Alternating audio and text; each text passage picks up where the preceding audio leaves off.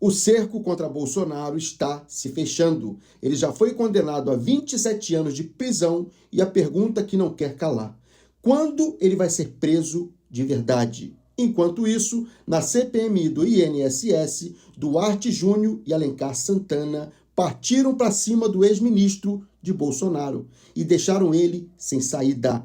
Você vai ver agora esse confronto histórico, mas antes, já vou te pedir para se inscrever no meu canal, ativar o sininho e deixar a gente cada dia mais forte. Gente, olha para isso. Em nenhum momento você foi alertado pela CGU? Negativo. Em nenhum momento teve nenhuma reunião, nada que falasse que a CGU fosse e dissesse, olha, cuidado. Negativo. Não teve nenhuma reunião? Não. Seu presidente, mais uma vez aqui eu quero alertar, sob pena de cometer o crime de falso testemunho, você pode sair daqui preso. Você reuniu com a CGU sim. No dia 22 de março de 2022, às 15 horas, você recebeu a diretora da CGU, a senhora Eliane Viegas Mota, na quadra 1, bloco A da CGU. Por que você foi fazer essa reunião? Agora está dizendo que não teve reunião, que não teve nenhum tipo de informação. Não me recordo dessa Pois reunião. devia se recordar. Uma reunião com a CGU não é para se esquecer. Talvez se não tivesse esquecido, não teria feito tanta coisa errada que prejudicou as pessoas mais vulneráveis. Qual a data, por favor? No dia 22 de março de 2022, você foi até a CGU, você reuniu com a diretora da CGU, a senhora Eliane Viegas. Qual foi o objeto dessa reunião, se não foi um alerta que você deve ter recebido para não fazer o que fez? Não, com certeza não foi sobre desconto associativo. Mais uma vez eu demonstro, presidente, que o depoente está mentindo. E a próxima vez tem que ser dado voz de prisão, porque não pode faltar com a verdade nesse depoimento. Queria fazer uma pergunta aqui ao depoente. No seu dia a dia, quando você era diretor de benefícios, numa evolução meteórica dentro do INSS, uma pessoa de perfil técnico que fica algum tempo fora, qual que era a rotina de despacho com seus superiores? Ou seja, o presidente do INSS e o ministro da Previdência. Despachava com eles cotidianamente? Sim. Com quem exatamente? Quem eram? O presidente Leonardo Rolim, mais o presidente Leonardo Rolim. E o ministro? Ministro não, nem tanto. Mas quem era? Com quem você despachava eventualmente com o ministro? O ministro era o primeiro era o Bruno Bianco, não era ministro ainda porque o ministério não existia, ainda era Secretaria Especial de Previdência e Trabalho. E além desse do Bianco, qual era o outro ministro que o senhor despachava? Depois o Onyx Lorenzoni. Depois, E antes do Bianco? Não, quem era o outro? Não lembro. Não lembra? Não. Faz uma pergunta. Quando o senhor conheceu, palavras suas, o querido senador Rogério Marinho? Quando eu conheci? É. Quando ele era secretário especial de Previdência e Trabalho. E por que o senhor não falou que na verdade lidava com ele? Não o conheci, não, eu não o conhecia. Sabia que ele era o secretário. Mas você nunca despachou com ele? Nunca estive com ele. Você nunca teve uma reunião com ele? Não que eu me lembre. Mas que intimidade para chamar de querido, né? Me perdoe. Não, só para... Engraçado que o senhor, ele era o secretário da Previdência quando o senhor foi nomeado diretor de benefícios. E o senhor agora sonegou o nome dele, dizendo que não despachava com ele. Muito estranho. Para uma pessoa que, inclusive, o senhor, no seu primeiro depoimento, já o chama aqui de querido. Parece que é uma relação próxima, querido. Mas agora o senhor diz que não e tenta sonegar que não despachava com ele. É uma interrogação que essa CPI vai ter que esclarecer ao longo do tempo. É muito estranho. Muito estranho. E o senhor começa me respondendo, sonegando informação. Isso é mentira. Isso é mentira. O senhor está dizendo. O senhor tentou negar a informação aqui para essa CPI e para as pessoas que acompanham. O senhor disse, no seu depoimento, que era uma relação profissional. O senhor era um técnico, que foi indicado no primeiro momento, ainda no governo Temer, por ser técnico. Depois continuou no governo Bolsonaro, superintendente de São Paulo, depois de bem, presidente. Não, eu fui indicado para a superintendência de São Paulo. Não falei que foi tecnicamente, falei tecnicamente também, mas fui indicado politicamente pelo deputado Baleia Rossi. Isso quando? Em 2016. E em 2019, depois? 2019 eu vim para Brasília a convite do Bruno Bianco para ser diretor de benefícios. 2019 você veio para Brasília? 2019 não, 2021. 2019 eu permaneci na superintendência. Tá, e quando o senhor vira ministro, qual foi a razão? O que te levou? Quando você chegou a ministro? Eu creio que tenha sido por conta da inversão do ônus da prova de vida, que deu uma visibilidade grande para o Ministério. E quem te convidou foi o presidente Bolsonaro e o ex-ministro Onyx Lorenzoni, é isso? Perfeito. Eu queria que mostrasse um vídeo aqui, por favor. Ele foi uma escolha técnica, não política, porque ele fez um belo trabalho.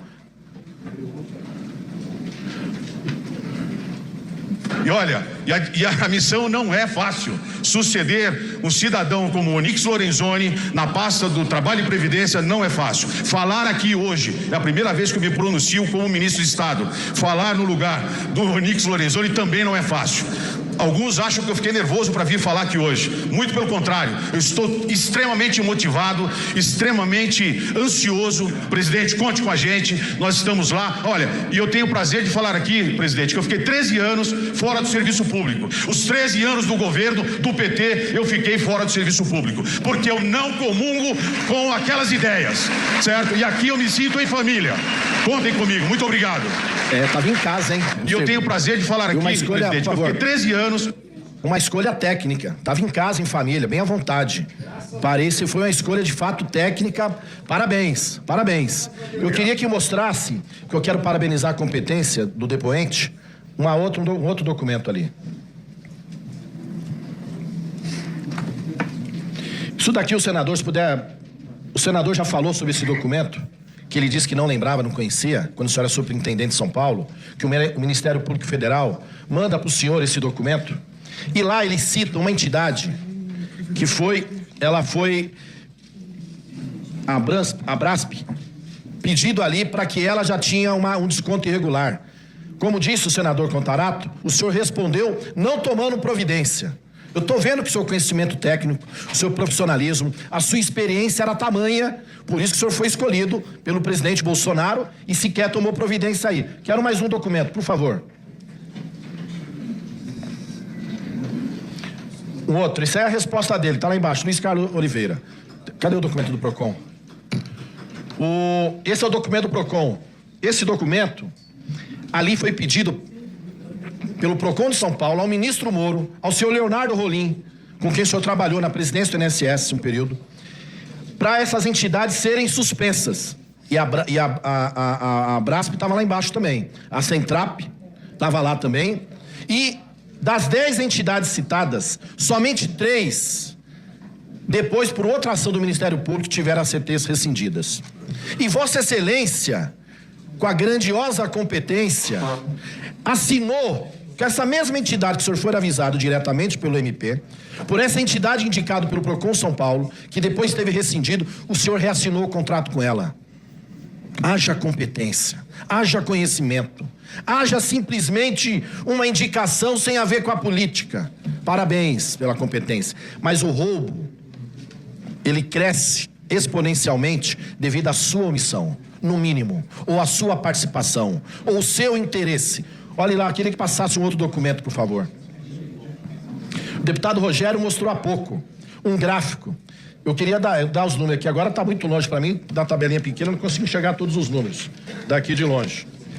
Mas das entidades que o senhor colocou para dentro, das 15, 13 ACTs novos, inclusive com uma delas que foi rescindido, na sua gestão, ou como diretor de benefícios, ou como presidente do INSS, ou como ministro, elas deram um prejuízo, essas entidades, por exemplo, na somatória do desconto delas, de 1.300 no ano de 2023, quando elas começaram a entrar. Se eu posso ir antes, posso ir em 2022, a somatória delas deu 706 milhões.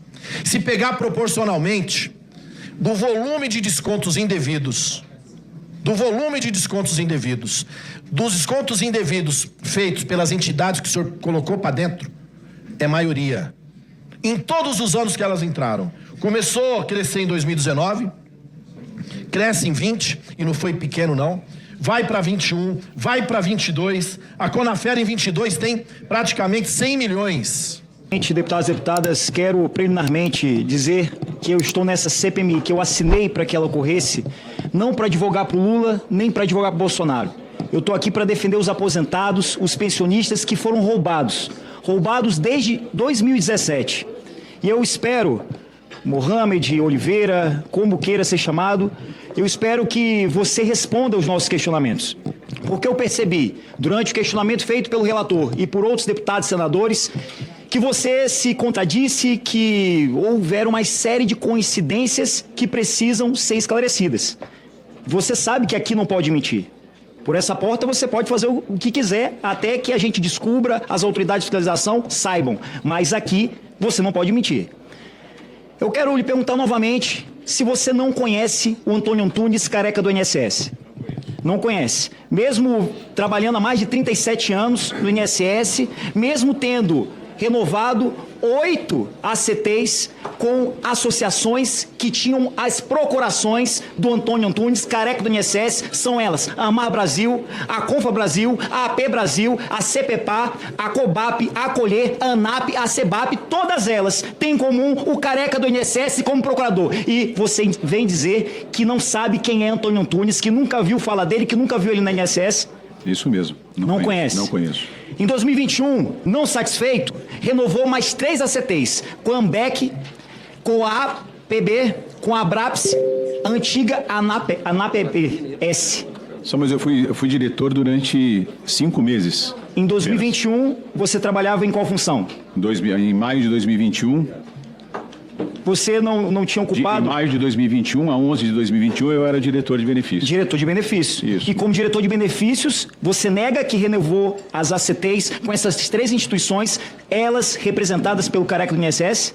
Não, eu não nego que renovei as ACTs. E exatamente essa renovação... Agora, a minha ligação ao careca eu não conheço. Pois é, mas essa renovação com todas essas entidades, com essas associações que roubaram aposentados de todo o Brasil, gerou, a exemplo aqui, a AMBEC, que tinha um rendimento aí de R$ 135 mensais, teve um superávit, um aumento de mais de 11.000%, chegando a mais de 14 milhões de reais. Esse aumento repentino não te chama a atenção? Não achava que nada disso era estranho? Que deveria ser investigado? Como é que uma entidade sai de uma arrecadação de R$ 135 para mais de 14 milhões de reais, tirando do aposentado, do pensionista, sem autorização, e o senhor vem me dizer na CPMI que não sabia, que isso não chamou atenção, que isso não deveria ser investigado? Não, eu não falei que não deveria ser investigado. E por que não investigou? Apenas eu estou dizendo que até o momento em que eu estive lá e não estava no INSS, eu estava já no Ministério. Dezembro de 22, a curva ela era retilínea.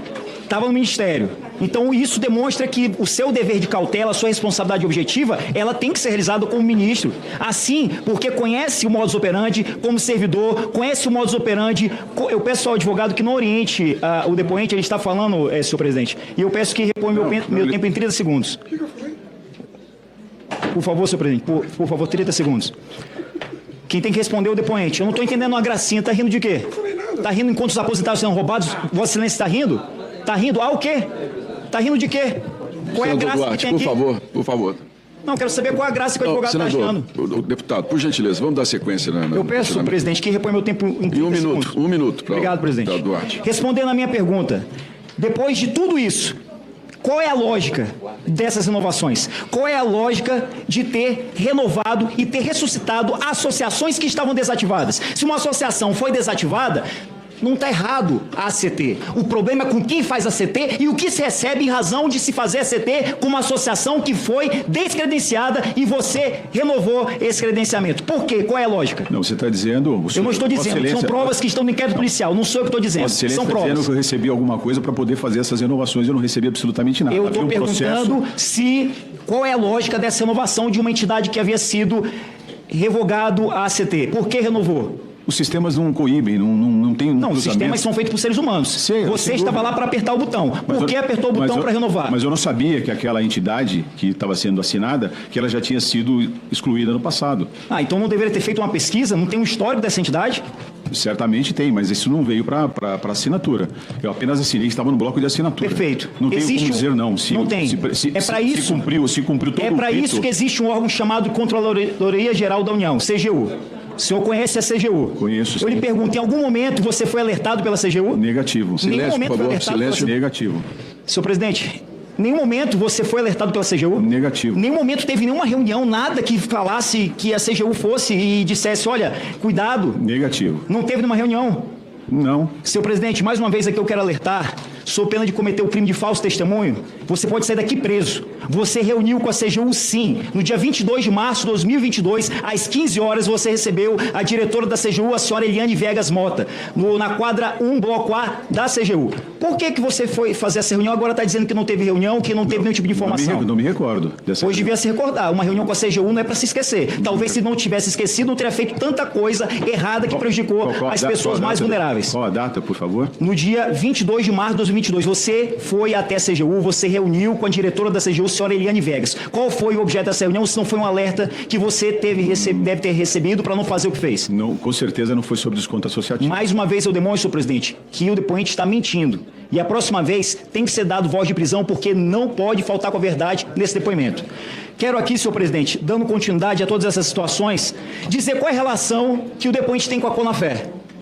Nenhuma relação. Nenhuma relação, com nenhum servidor, com o presidente, não conhece ninguém da Conafé? Não conheço o presidente, conheço a menina que ia no INSS às vezes. Por acaso o presidente da Conafé é o Carlos Lopes, esse aqui que está na foto contigo, lhe dando um presente, lhe dando um troféu. A que se refere esse troféu aqui? Que prêmio é esse? É prêmio de quê? De fazer a Conafé roubar cada vez mais os aposentados, os pensionistas? Não, isso daí é um negócio que ele foi levar sobre a agricultura familiar. Vou pedir só um instantinho. Só vou parar o tempo do vice-presidente. Deputado Duarte, só pedir a gentileza. Nós conversamos da forma de tratamento com a testemunha, por gentileza. Eu tenho conversado com todos, ele está aqui ainda como testemunha.